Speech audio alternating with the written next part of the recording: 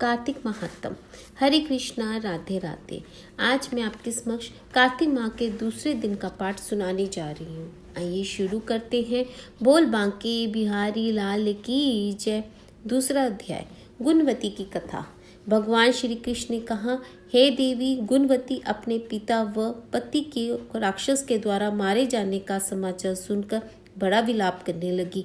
हाँ नाथ, हाँ पिता, मुझको त्याग कर तुम कहाँ चले गए? मैं अकेली कन्या हूँ, तुम्हारे बिना अब मैं क्या करूँ? अब मेरा भोजन और वस्त्र आदि की व्यवस्था कौन करेगा? घर में मेरा स्नेह पूर्वक पालन पोषण कौन करेगा?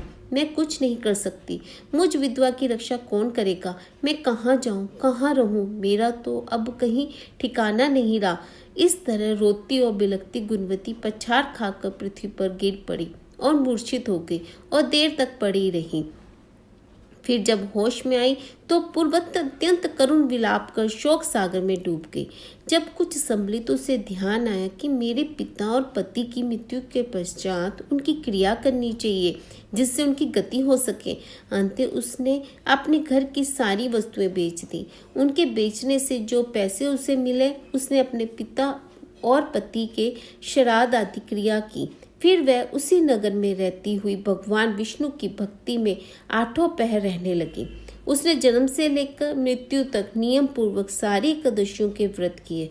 हे प्रिय, ये एकादशी और कार्तिक व्रत मुझको बड़े ही प्रिय हैं। मुक्ति, भक्ति, पुत्र तथा संपत्ति को देने वाले परम पवित्र हैं। जो मनुष्य कार्तिक मास में जब तक तुला राशि पर सूर्य आता है तो सवेरे उठकर स्नान करते हैं, व्रत का उद्यापन करते हैं, वे मुझे बहुत प्यारे होते हैं। क्योंकि यदि वे बड़े पापी भी हों तो वह स्नान व व्रत के प्रभाव से मुझको मोक्ष की प्राप्ति हो जाती है। जो मनुष्य कार्तिक में स्नान, जागरण, दीपदान तथा तुलसी के वृक्ष की रक्षा करते हैं वे साक्षात विष्णु भगवान के तुल्य हैं।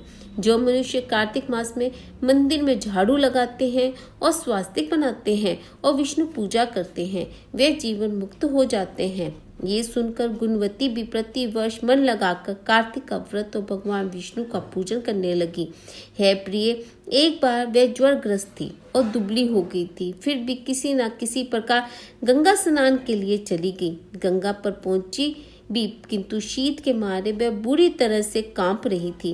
वह एकदम शीतल हो गई। तब वह मेरे दूतों द्वारा मेरे धाम में आई। उसके पश्चात ब्रह्मा आदि देवताओं की प्रार्थना पर जब मैंने कृष्ण का अवतार लिया तो उस समय मेरे गण भी मेरे साथ आए। वे सब उस पृथ्वी पर यादव बने हैं। मेरे पिता जो कि पूर्व जन्म में देव शर्मा थे, इस समय सत्राजित हैं। पूर्व जन्म में चंद्र शर्मा जो तुम्हारे पिता थे अब आकू हैं, और भामिनी जो तू ही वह गुणवती है। वह कार्तिक व्रत का ही प्रताप है जिससे कि तू मेरी अर्धांगिनी बनी है। पूर्व जन्म में तुमने मेरे मंदिर के द्वारे पर तुलसी का पौधा लगाया था। वह इस समय तेरे महल के आंगन में कल्प वृक्ष के रूप में खड़ा है। तुमने जो उस जन्म में दीप दान किया था उसके कारण तुम्हारी देह सुंदर है, तुम्हारे शरीर में शोभा है और घर में साक्षात लक्ष्मी निवास करती है।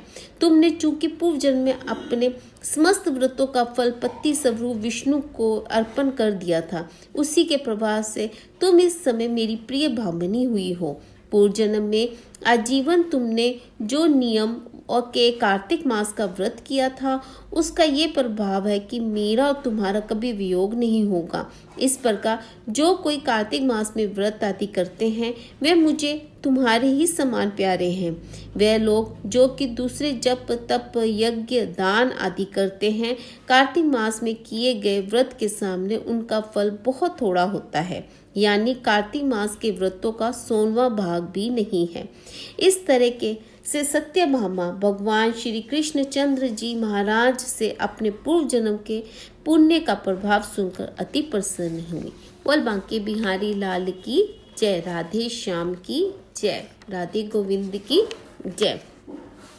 अगर आपको मेरी वीडियो पसंद आई हो तो कमेंट में हरे कृष्णा राधे राधे अवश्य लिखें और चैनल को सब्सक्राइब करके परिवार का सदस्य अवश्य बने। हरि बोल।